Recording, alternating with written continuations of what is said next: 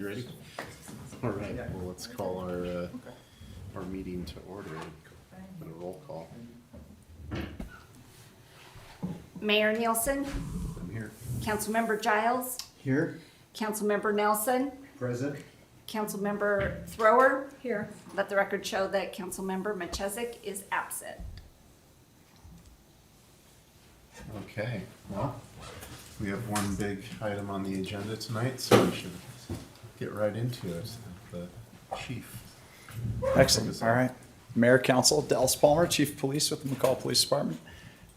Thank you for having us here tonight. I'm going to be presenting to you our plans for the 2026 Lakeside Liberty Fest, and then Aaron is here to support and help answer any questions or anything that we might have arising throughout this discussion. First off, I would tell you we've had a lot of discussion on this topic, right? And not just myself and Aaron, but also with our city manager, with Bessie Joe, our clerk, and with Kurt Wolf, our Parks Department. So it's really been a group effort of planning and some of the changes that we'd be requesting to see, not just simply an approach from the law enforcement side, but from your city departments overall.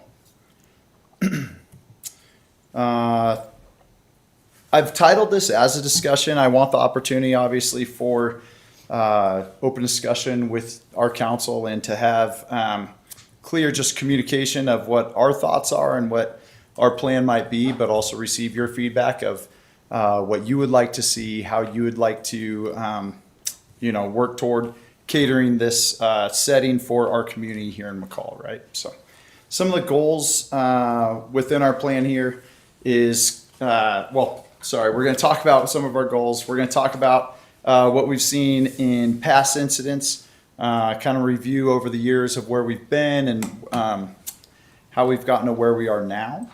We're going to discuss some of our proposed adjustments and what we're asking to change or do going forward.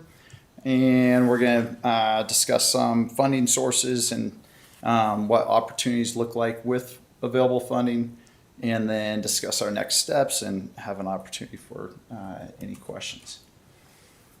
First off on goals, as you likely know, this year is our 250th anniversary of America's independence, so we certainly want to join the state and our nation in recognizing that. We want to entertain a celebration that is very community focused, family focused, that has an emphasis on our independence and freedom that we get the opportunity to enjoy here in America, right? While doing so, we want to ensure that we have a great public safety and wellness setting for our community, for both our community members as well as those visitors to the community that will be present during this time. We also want to create a community-friendly experience, different than what we've seen in the past. Something that our community is truly in favor of and comfortable with. If we look to past years, as many of you know, prior to 2016, we saw a consistent increase of disorderly-like activity, criminal activity, not just here within our city and not just on our city beaches, but within the entirety of the community. We saw a lot of that activity taking place up in the North Beach area, which is patrolled by the county deputies, right? And they receive a lot of assistance from Idaho State Police in helping manage that the activities taking place up there.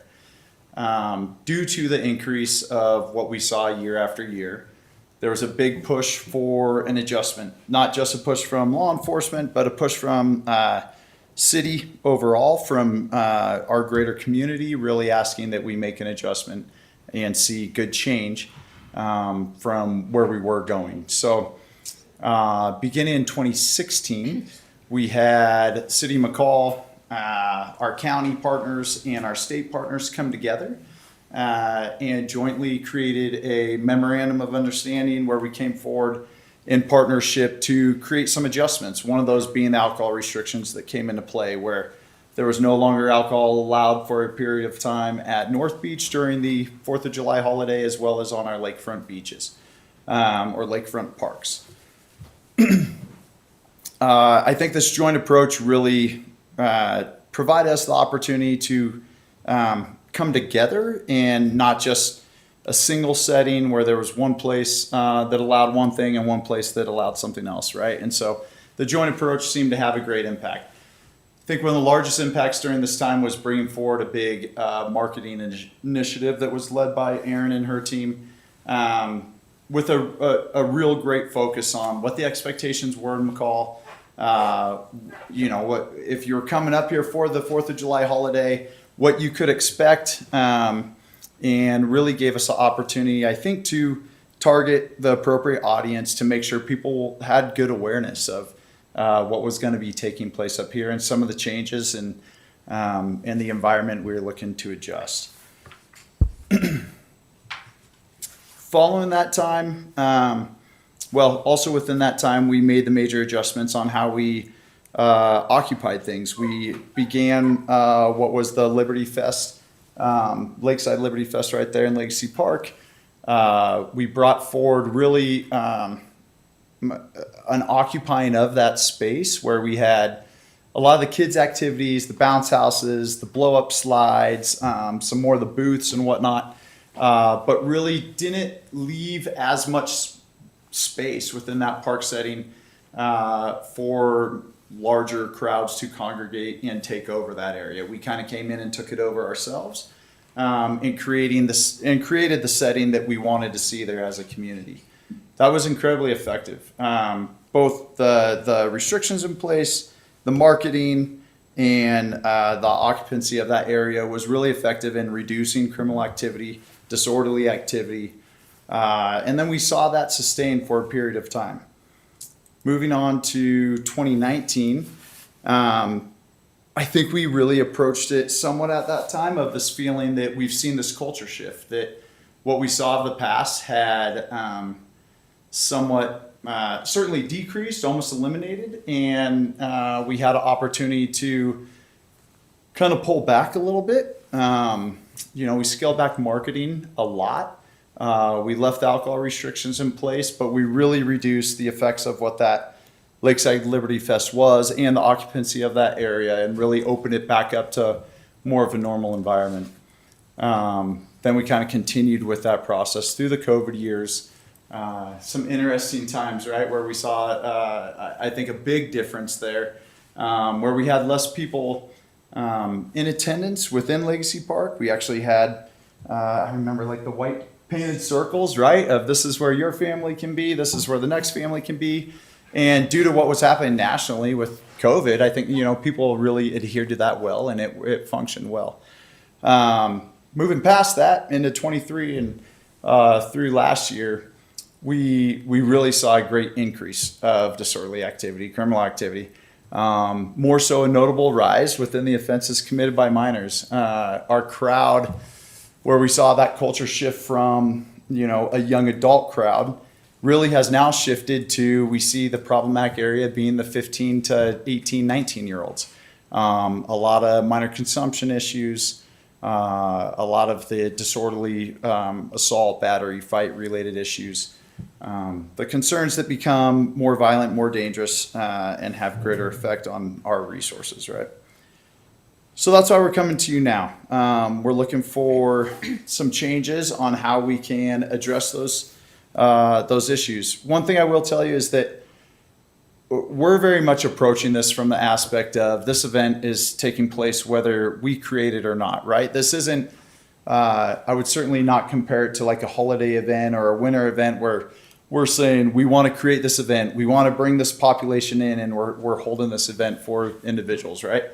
This is more of an approach that we know we have this beautiful setting right here in McCall. We're right here Lakeside, and there's a lot of people that want to recreate for summer activity for 4th of July.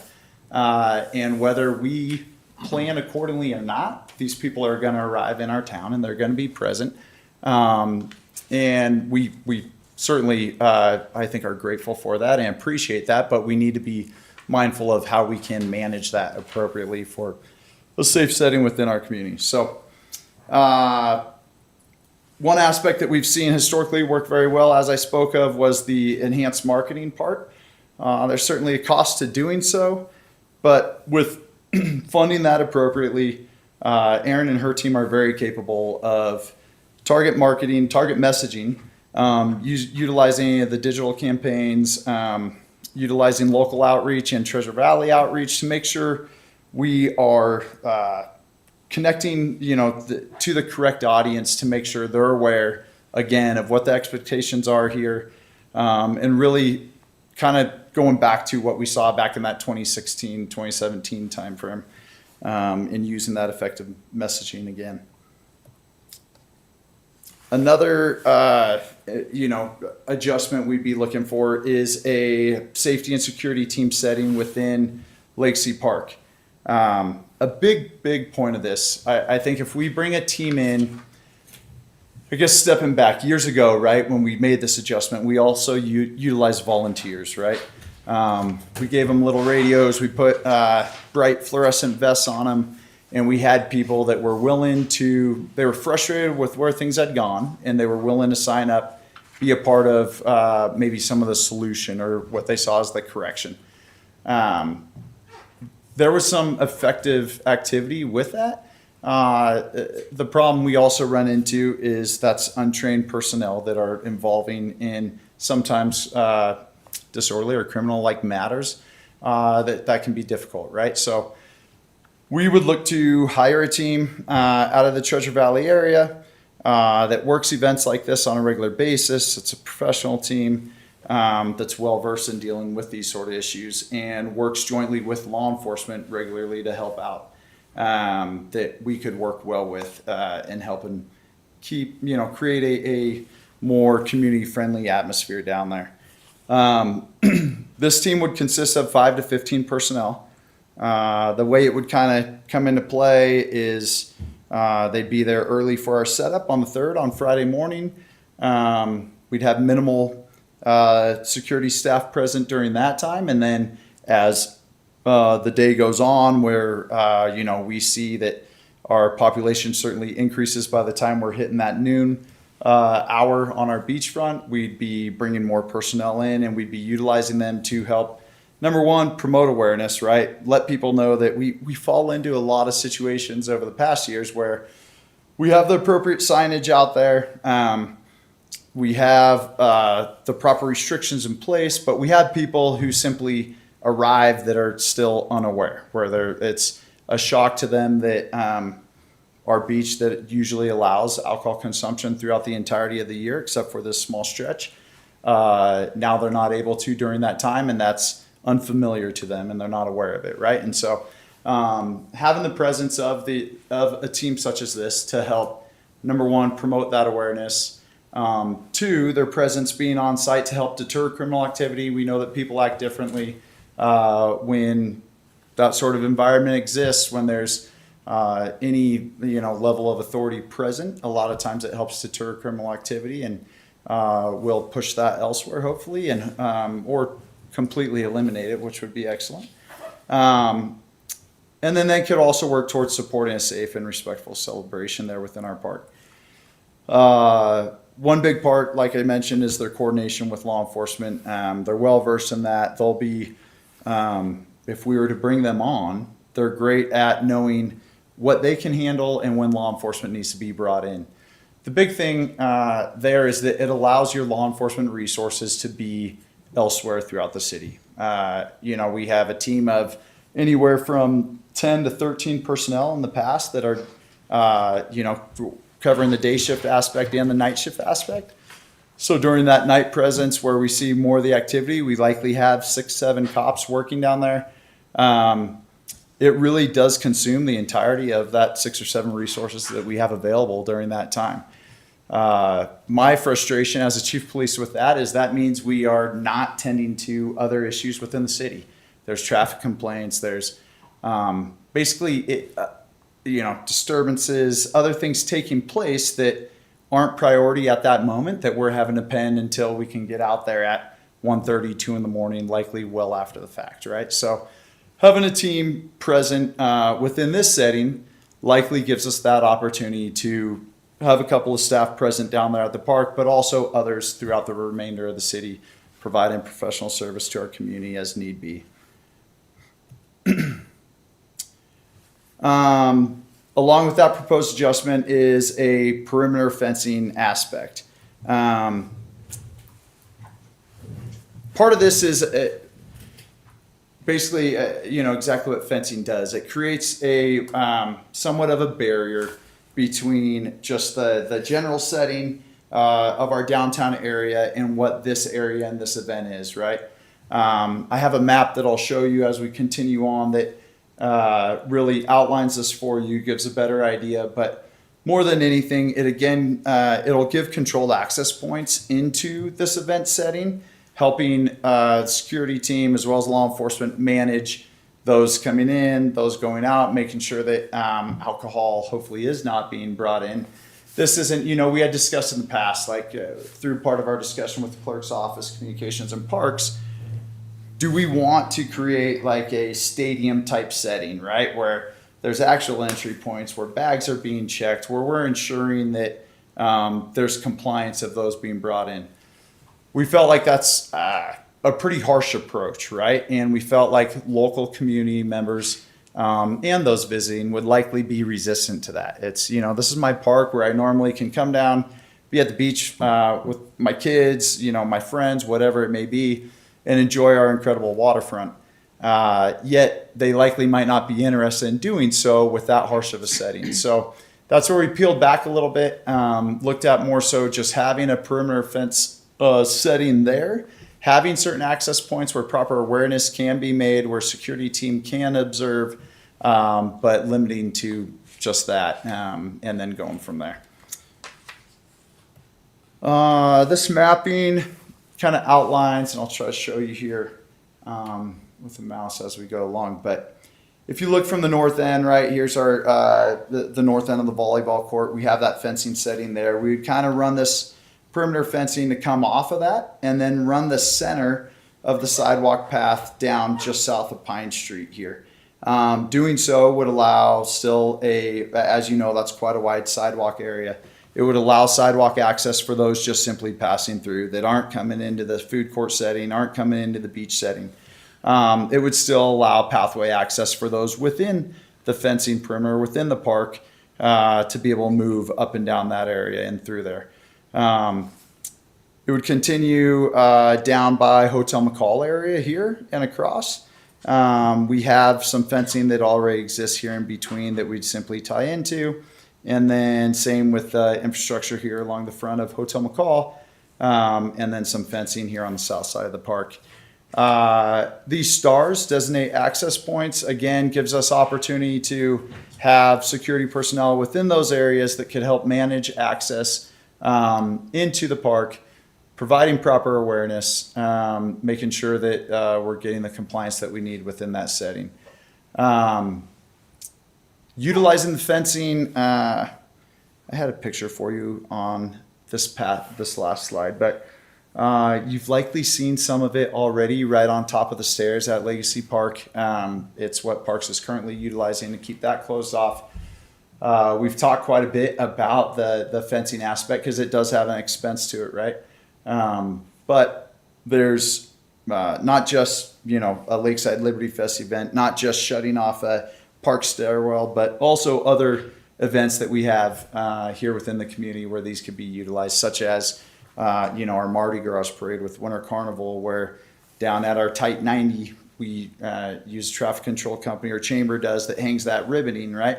Yet that gets pushed in by crowd and population and creates more of an unsafe environment in that setting, where if we had hard fencing in some of these specific strategic areas, we could ensure better safety that way. So it's something that can be utilized for this event as well as others. Another thing that we've done is reached out to other like communities who work with some of the same issues. Coeur d'Alene up north is one of the big ones that is, again, a lakeside community, has a giant beachfront, deals with a large influx of population to their community during their 4th of July event. A lot of that coming, local community, a lot of that's visiting community out of the Washington area. So we've spoken with them in depth of how they manage their 4th of July event. One of the big differences that they have is they don't allow alcohol consumption within their parks year round, right? So that's a difference from how we're set here in this area.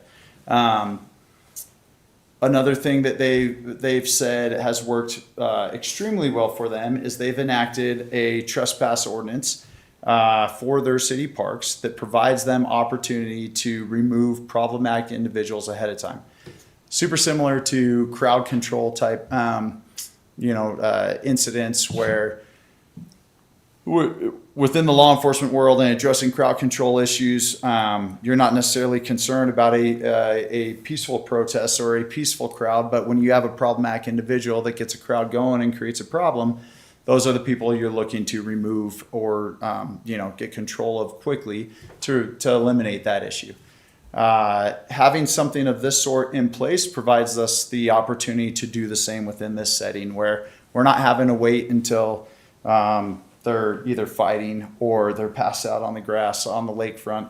We can address them earlier in the day when they're becoming disorderly, creating issue. We can provide warnings, and then when we're not getting the compliance, simply trespass them from the park and have them remove them. If they're to return, they can be arrested for misdemeanor trespass violation. We currently have a setting within our city parks where they do close off at times. So we have somewhat a parameter of this. I'll tell you right now, in past years at 11 p.m. is when our Legacy Park closes down, where law enforcement usually shows up at that time and says, hey, the park's closed, time to disperse, and that goes really well. People move on their way and they go to other establishments, and the park closes down. So we do currently have city ordinance that provides opportunity to close off parks, but it's not as clean and clearly defined as a trespass from a city property in this sort of format. Talked with legal quite a bit on this. Bill is reviewing this with his staff right now, and they're working toward an ordinance to put together that we can bring to you down the road for approval. He is very, very much in favor of this, not just for this setting, but in favor of this for all city properties, right? And really would like us, thinks it would be intelligent of our city to have something in place that's more clearly defined for addressing issues amongst our properties throughout the entirety of the year. This is something that would not be addressed by the security team and staff down there. This is something that would only be enforceable by law enforcement, where they would bring us in. I wouldn't want, a subcontractor exercising any of their discretion or authority on whether we're removing people from our city parks. I want law enforcement and their professionalism being utilized in that setting, right? So, as for funding, you can see there's some costs there for, looking at putting this together and bringing these adjustments forward. We've really looked to work with sponsorships to fund this. We've still yet to lock in exact funding for this. We're looking for a main sponsor and then some additional event sponsors. We'd like to see one large sponsor coming in saying, we want to be the big community contributor here, and we want to work toward obviously promoting themselves, but as well as supporting this event. So Aaron's been working diligently on trying to, lock in one of these larger sponsors.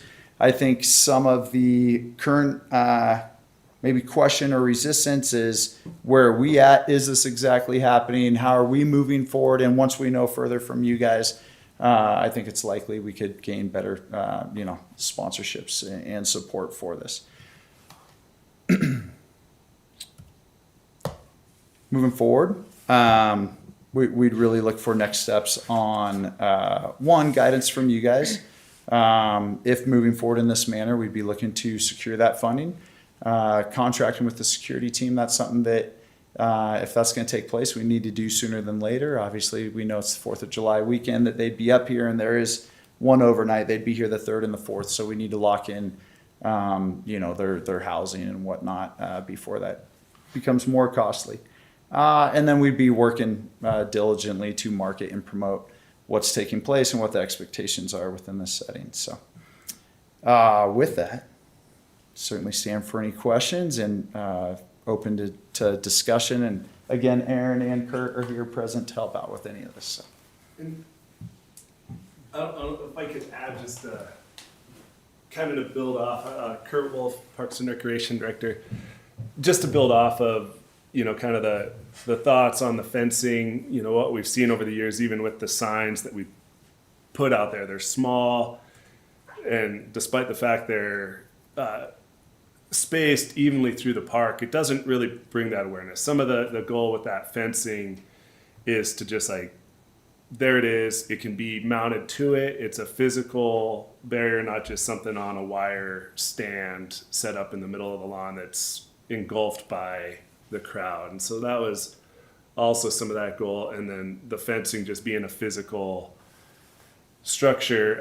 And I kind of reiterate the fact that we are already purchasing some of that, and we've been slowly planning on buying more and more of it because we use it for, you know, the plastic barricades that we put up to close a pathway when we're doing work, or a section of a facility. They blow over in the wind. They don't keep the public out. And so there's ongoing use of those resources. So that was just kind of all I wanted to add to, as it relates to the actual physical fencing. I think it just is a physical marker that you see versus a sign that you walk right past would be the goal there. I think just one last comment on that, I guess, would be too, they are, you guys have seen our signage that we use in the past, right? But it's a, you know, square sign on that little stake that sits in the ground. Come the 1:32 in the morning, we see a lot of those disappear. And then by day 2 or 3, we no longer have signs out there, right? So this is a more permanent, fixed setting that would last the duration of the event, right? Which would be beneficial. Yes. So I just wanted to ask, my perception in listening to you and reading the packet is that all the departments that are affected, whether it's streets, parks, police department, law enforcement, Aaron, your department, you all work together to bring us, in my opinion, a very good plan to try out, and it's pretty exciting. Is my perception correct about the cooperation up front? Yeah, absolutely. I think anytime following any major city event, right, we usually do a great job of getting together, kind of debriefing how things went for that current year and what adjustments we want to see going forward. So those discussions certainly took place back in July. And, you know, now again throughout, as we've continued since then, we've had multiple meetings of how we want to plan this together and how we want to see things going forward. Thank you very much. Yeah. And Dallas, did you say that at the access points, a member of the security team would be there? That would be the plan, right? And so, yes, the answer to your questions, yes. We would have, they'd likely have at least the 1 to 2 security personnel at each access point, and then they would have those meandering through the event, helping just basically patrol the beachfront there throughout.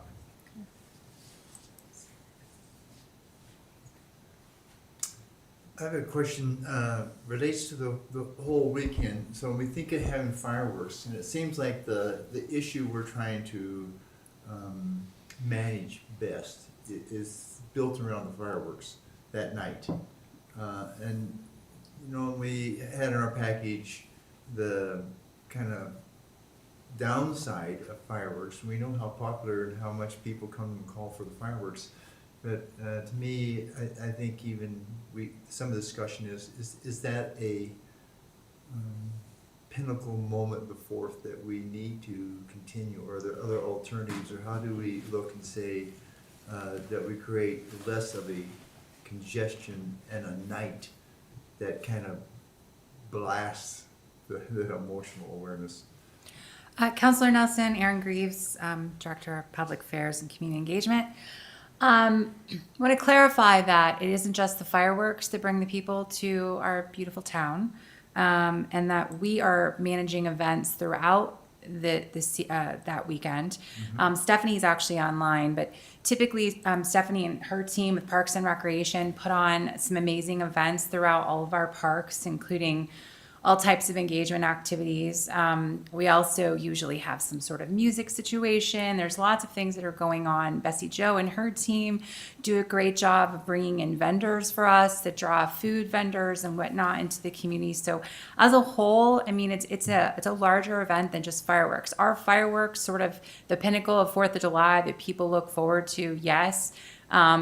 Have we had our sustainability planner tell us that she thinks they are very bad for our environment and proven that in data too? Yes, as well. But I just want to clarify that I don't think fireworks are the only thing we're trying to manage. I think the crowds are coming to enjoy our beautiful city, but also to take part in some of these amazing events that our staff put together. And so I would just say real quick and comment to that, that atmosphere usually calms during the fireworks setting, right? That's like the 15 minutes of everyone's kind of focused on that, and it does actually relax quite a bit. It's certainly leading up to that. Throughout the afternoon and prior to the fireworks is where we're dealing with a lot of this disorderly activity, the fight-related activity. Following the fireworks, that a lot of that usually starts to disperse on its own and move towards other establishments within the community. So. I was just kind of thinking that's the one moment when all other things kind of take a step back, and we really do have the high density of people, and some of the traffic issues, and then the drinking and driving issues. People drinking and driving, so many pedestrians on the road, which we're all familiar with. To me, I just think it merits some discussion of both from the environmental standpoint and from the crowd management point of fireworks, and what the alternative is too. You know? Yeah, and just to piggyback off of that, I think it goes back to some of those first points on the messaging leading into it. I think that messaging, it can be really broad in scope as far as, know before you go, you're going to be dealing with traffic leading into and out of those events. But the other big one too is, and I don't know if we've hit on this in prior work sessions, but, with the underage and the minor consumption, when, it's out of control, and then when it's dealt with, a lot of times the parents aren't even aware. Yeah. And so I think that prior messaging, and that starts early in the day and into the evening. If anything, an event like the fireworks, or if it's a drone show or whatever we end up moving towards, but as Dallas said, it draws that focus, it calms it down, and then it sets it up for the park is closed, and it disperses after that. Anytime you have a big congregation of that many people in one spot, which we're going to have no matter what, just because it's the largest public lakefront, we're going to have a big mess in the morning to deal with. That's something we've always dealt with and we're used to, and not necessarily our biggest concern. It's that messaging and trying to curb that minor consumption, that parents are aware that this is happening. They're not just up here camping, things along that line. So I think the messaging is a key component, and I think it could be broad in scope. It can address some of our bigger problems, which is what we're seeing with this underage consumption, minor consumption, as well as some of the community's concerns at large. But if that were curbed, I think what we were seeing prior to this kind of shift and trend with the minor consumption and the issues associated with that was we saw more responsible recreating even with the consumption of alcohol or whatever it is. In a way, that answers what I was thinking. We'll probably still have a pinnacle event anyhow. It could be lasers, could be drones. The crowd's going to be there. We can mitigate the impact, which is what we're trying to do. And it's a separate discussion later on the environmental issue. Do we want to have fireworks, or do we want to have something else? What's the cost? Then we'll dial that down. But in terms of the event itself, we're still going to have a big crowd down there at 10:30 at night. I'm of the belief that it doesn't matter. Even if we didn't have fireworks, we didn't have a drone show or anything, we still have a lakefront. We still have this beautiful setting. We still have the opportunity for the summer recreation celebrating this 4th of July holiday, and we're going to have the crowd either way. Yeah. And as this conversation for this year evolves, I just want to also front load that like you have to book whatever that is well in advance, and we are already under contract for this season, so it's something we can consider moving forward. But those decisions are made well in advance, almost immediately after the event. So I think those conversations are great as we look at the following year. But we've booked the fireworks show for this year and are under contract. So. Okay. So, I, Yes. just listening to this conversation, it makes me realizing we're reaping the fruits of our labors from 10 years ago, being a family-friendly town. And we got all these families that have been coming up here, and now all those kids are getting a little bit older, and they're starting to party. The families are still coming here, but the kids are getting older. I feel like it's really kind of amusing. And it's a cyclical thing, you know. We've seen it for decades of, you know, the ebbs and flows of the 4th of July. It depends on what day of the week it lands on. It depends For on sure. where we are in the generational cycle of things. And I don't really feel like fencing and rent-a-cops are addressing the fundamental issue. Do you think we just wait until they turn 21 and maybe the new crowd coming in will No, be I mean, alright? it's like, how do we embrace it even more? Is there's still like a beer garden thing or something, right? I mean, there hasn't been? There hasn't been. We've talked with the Hotel McCall management and management over Depot Park and asked if they have interest in hosting any sort of beer garden activity over there as well as concert-like activity. So it sounds like there's interest of that. There's no commitment to that yet, but it sounds like there could be an opportunity for a setting across the street that could be within a contained setting like we've seen over and over for, you know, many years that operates very well. So, yeah. And just again on that note, as we've had these conversations with other departments, that extends out to adjacent neighbors. That, you know, whatever action we take, we want to be conscientious of the impact that might have. If you know, a heavy hand is laid down and we push this crowd out, are we just pushing it to our neighbor's property? And so we have been working with the neighbors on, you know, coming up with ways to counter and mitigate that. Well, I trust you in, I view this security team as being a professional team with limits, like you said. Mm-hmm. You can't do some of the things Mm-hmm. that only our police department will do, such as violations and the trespassing. But I also think they're a tool that you're recommending we be open to, so I'm fine. I'm thumbs up with all of the items, including the fencing. Yeah, my biggest concern is we lack large resources, right? So when we have a major crowd control issue, we don't have numbers to quickly address that and help disperse that issue. We do have ISPs that we have 4 from their DUI team coming up to assist this year. They were here last year, but other things arise, right? Last year we had that mudslide, so we quickly lost 3 of those individuals and troopers that went north on the 95 to go work in Riggins. It's difficult to get other law enforcement presence here to come assist, right? Everyone wants to help out. We work in reciprocity really well. But everyone is very limited during that time as well, right? Where they only have so many resources available to send elsewhere, and that's including the state. So they're going to send us what they can, which is that team, but it limits the resources we have available to address issues. And the security team being present greatly enhances, what we can have there present within that setting, and not just consume all law enforcement resources. Mayor, I understand where you're coming from, and I see what you're saying as far as an embracing aspect. I will tell you that I've had continual growth from community members, business owners, as well as visitors to our community and parents of visitors to our community, asking for a change, asking for adjustment, saying, why is this still happening?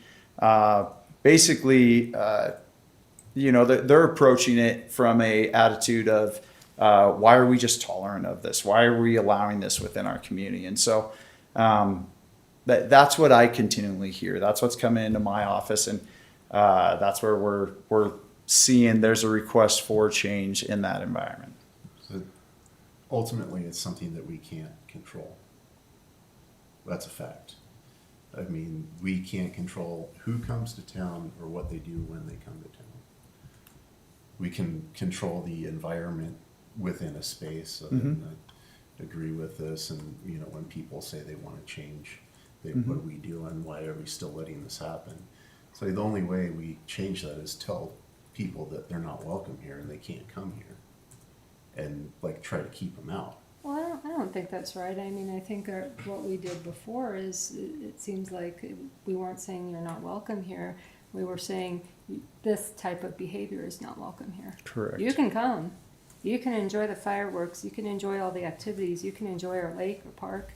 Just don't get in fights. Don't, Well, yeah, it's common sense. run and scream down the street naked or whatever they were doing. I don't know. I wasn't here before 2016, but I mean, I don't think it's.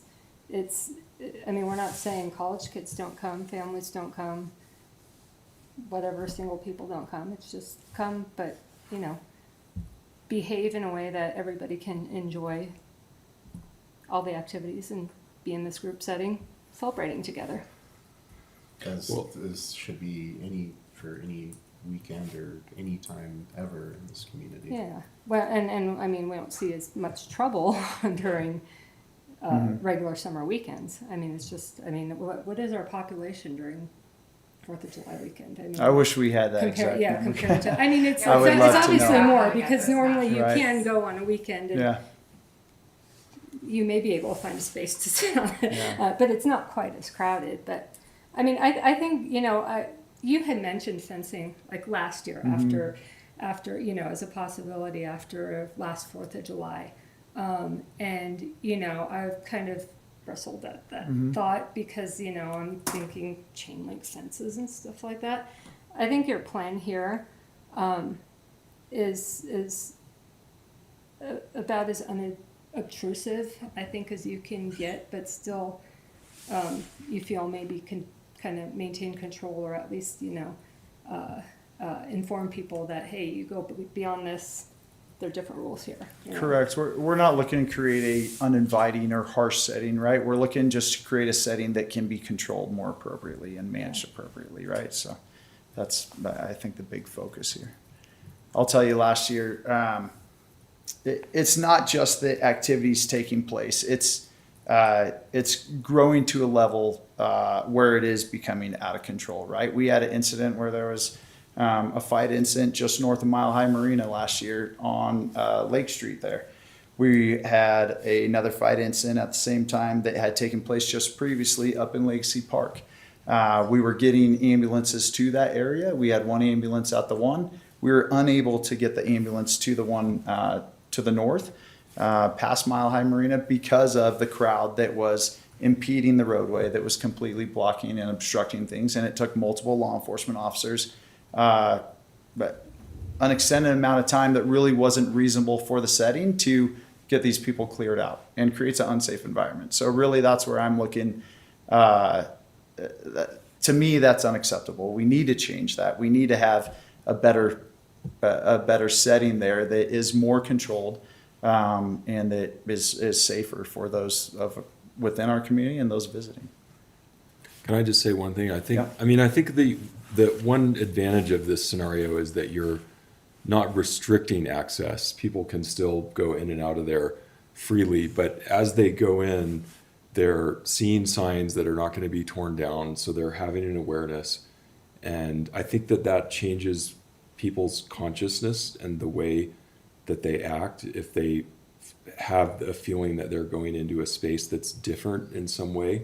It's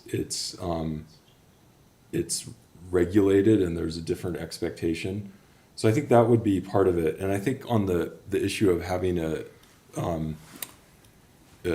security team assisting the police, when I was down there last year, I think part of what I observed is that there's a lot of conduct that's escalating over time, and that if somebody was able to intervene early, it probably could have been avoided. Like you have people that are obviously intoxicated that are kind of working up to something that's going to be unpleasant.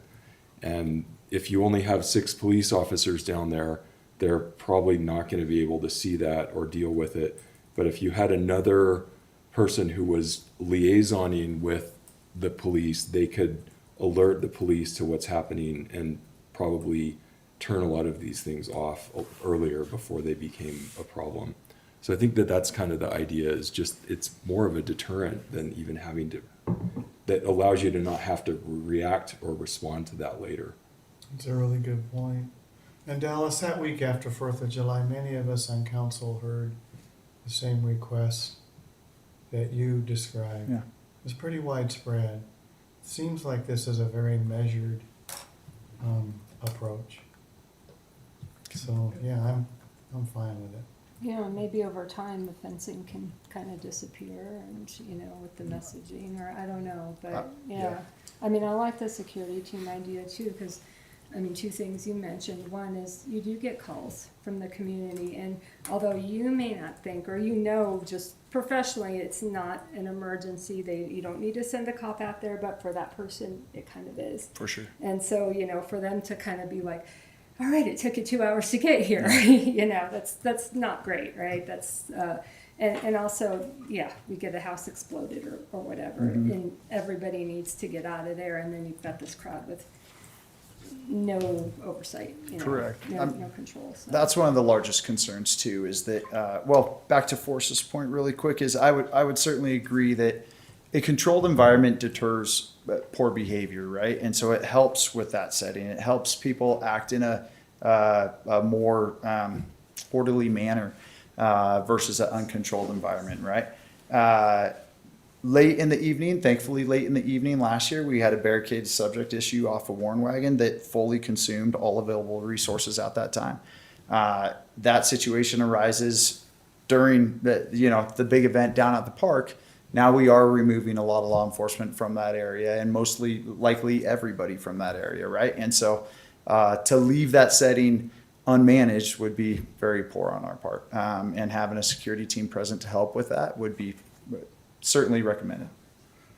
Yeah, that's kind of where I come from too. I think, we have 50,000 people here, let's say, and the opportunity for something unplanned, and then, the propane explosion, a shooter, a firearm incident, and then all of a sudden everybody is at issue and crowds can get out of control. So I think in part it's, might think of one reason is the liability of the city, and it's an insurance policy, not just to manage crowds, not to just interrupt and get there early. We don't know where the traffic accident is going to come. We don't know when the bus is going to roll over. We don't know all kinds of things. Now, that's not my way of thinking negativity, but on the other hand, I think to some extent, you got to be prepared for the unexpected when you have that kind of thing, and we don't normally have infrastructure to handle all of that. So for me, equally important as being at the early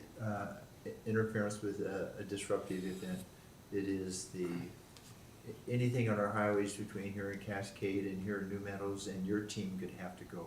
And I apologize, I'm gonna have to leave early, but I like what you're proposing. Thank you. Thanks for being here. Thank you. Everything's okay. Yeah, no, it's a planned.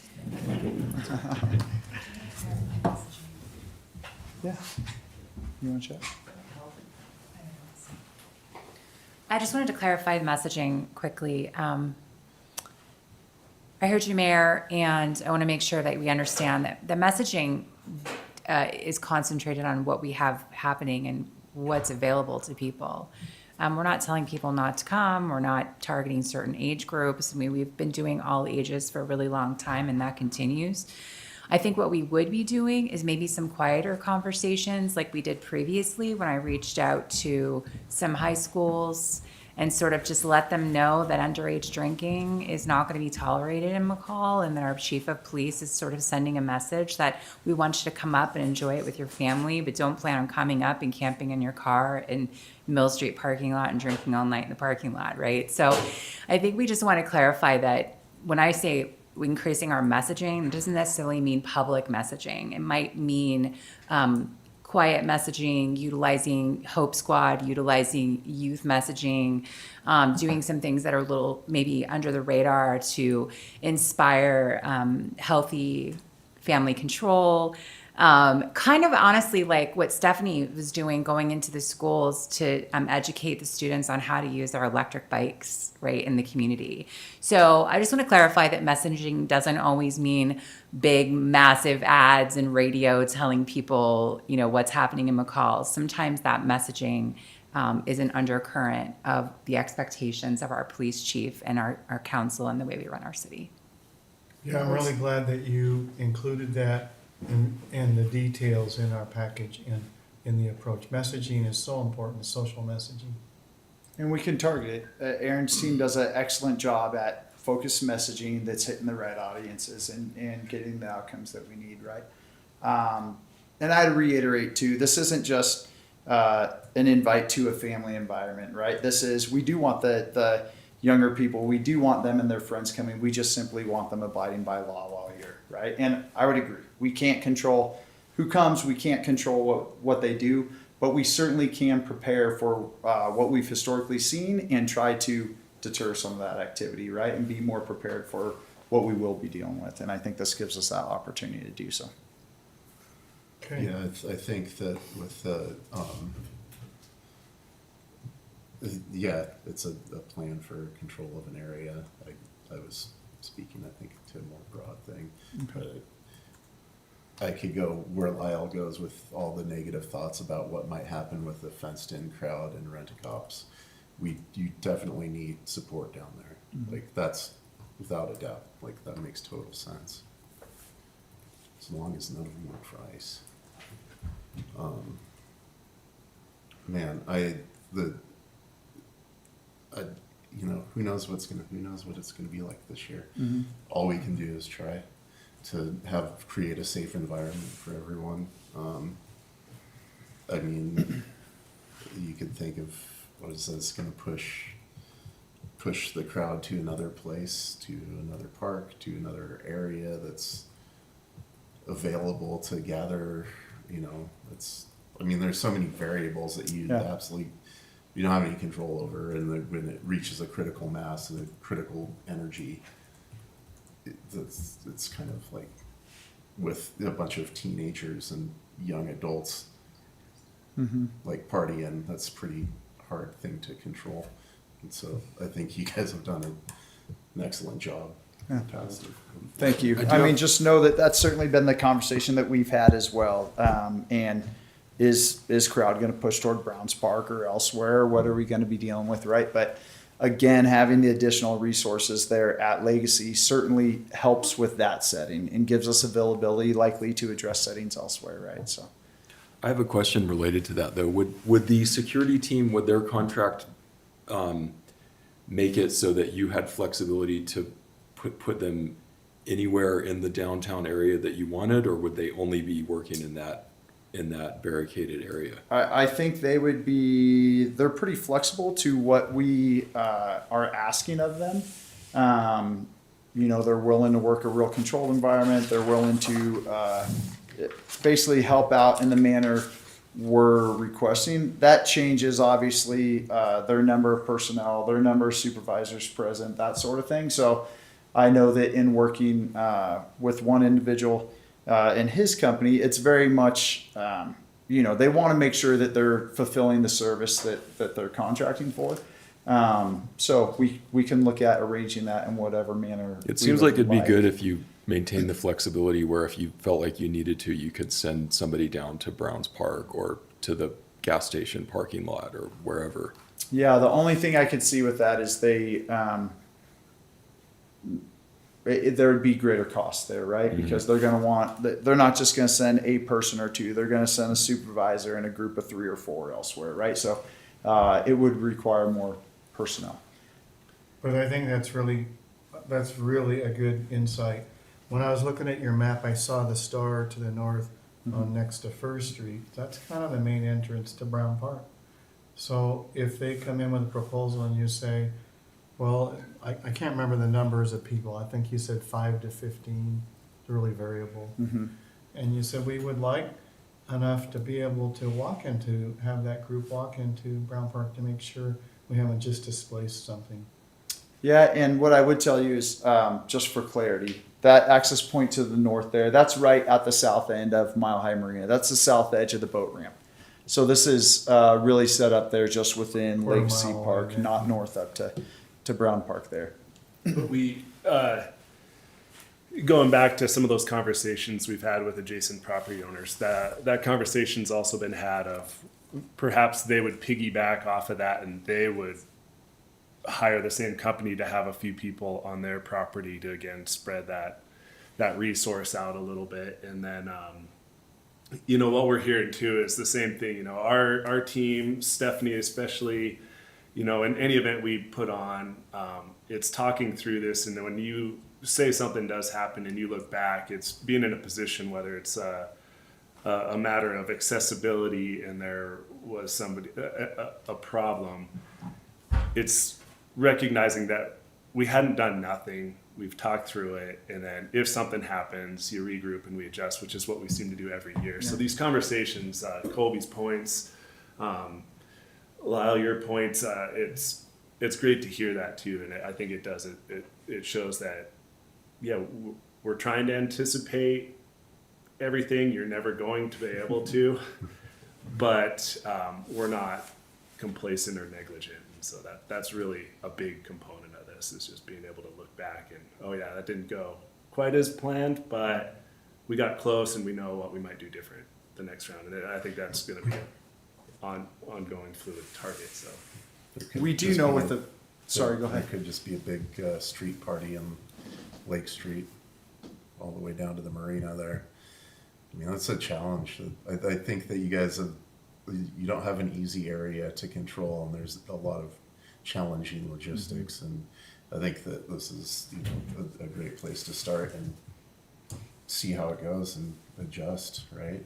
Yeah, I appreciate that. And I think that's really where we're at. I think there is a well-recognized idea that this year's going to be a big event. Fourth falls on Saturday. It's a big celebration.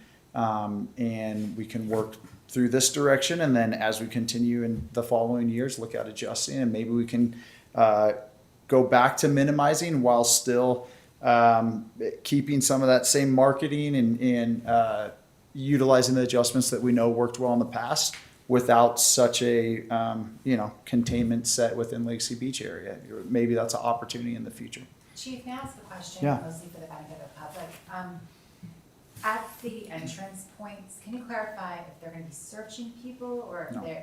thank you, can you Yeah. clarify that? for me, please? And I apologize if I didn't. Yeah, so this would just simply be like, when we talk about that perimeter fencing, this isn't like a gate. This is a gap within that fencing where we would have proper signage located as they're coming in.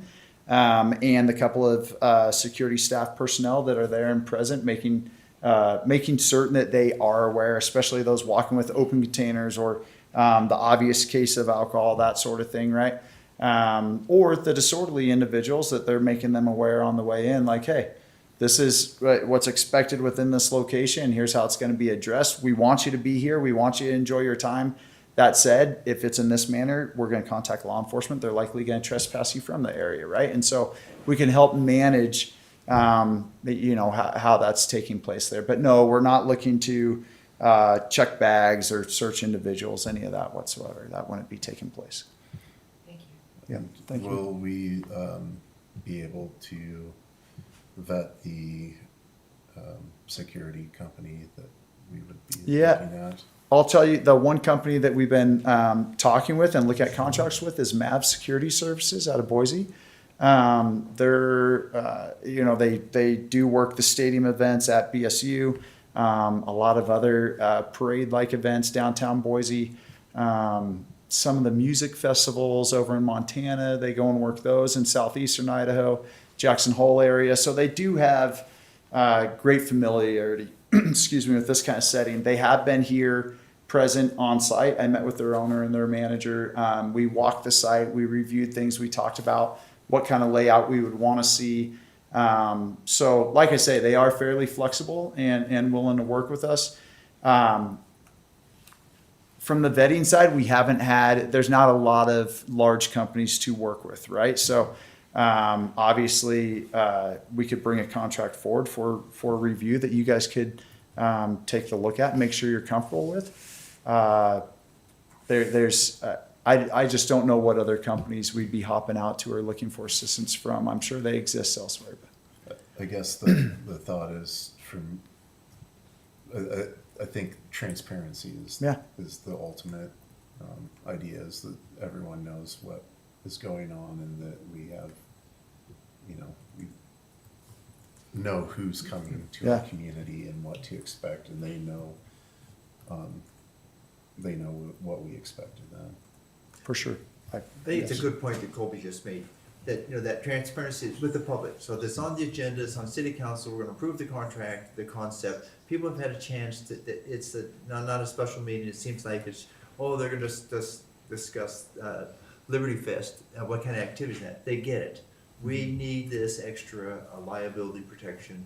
So I think that in the standpoint, then we get more public comment, we feel more engaged with the public, and people can go, have a chance to go, they did what? Yeah, we did it in public and da-da-da. Yeah, you bet. I mean, that's forcing I think that's Colby's enforcing, your call, but I think it's a good idea to bring it forth at a regular regular scheduled city council meeting. Your Okay. final Yeah, arrangement for with sure. them. And we can sign off on the amount of money and the company. And you can see the details of what it Yeah. is they're being tasked to do and how they do it, And and, then the public can too. yeah. Yeah, I think that would be And I guess, do you know, these are, you guys have likely seen them, this company at other events, but they wear their MAV security services. They're in a yellow polo. It's, they're obvious, they stand out as security individuals, but, really tonight, I'm looking, for your approval in moving forward with this plan. And then obviously anything that was, that we'd be, contracting to or continuing forward with, we'd be bringing, to you guys for further review during that Great. time. it seems like we're all kind of in favor of that, right? Yeah. Yeah. And Julie And will. thanks for answering all our questions. They're really good questions, and we want to be successful, and we know your team wants to be successful, so let's put it in motion. Okay, just to make certain, I'm understanding clearly, we're going to move forward with the sponsorship funding format, and looking at that, we're super hopeful of obviously achieving that funding and addressing it in that manner and taking care of it that way. And I have your guys' okay to do so. We're gonna move forward also with the security idea and that layout. And then bring a contract back before you guys for review on the transparency aspect there and make sure that's clear and obvious to everyone. I think that's it for me. The other would be the marketing. It sounds like we're also on board with that plan. Okay. I think you nailed it just right. And my perception, Bessie Joe, is that Julia was also in agreement with what was presented tonight, so 4 of us, provided that same direction. Okay. It'll be in your second or third rodeo. I think you guys do great work and are going in the right direction with this. Look forward to hear how it progresses and see who our title sponsor is going to be. Really curious. Please reach out if you guys, especially following this discussion, if you're hearing anything from constituents or anyone bringing other ideas forward, reach out to me. I'm available to you, and we're more than willing to be flexible, make adjustments, and do what we feel as a whole is best for this community. Right? So, please reach out. Well, thank you guys for all the work that you've already put into this, and for the presentation and being Okay. here. Should we call it an evening? Get out of here. Sounds great. All right. May I make a motion to adjourn tonight's meeting? Second.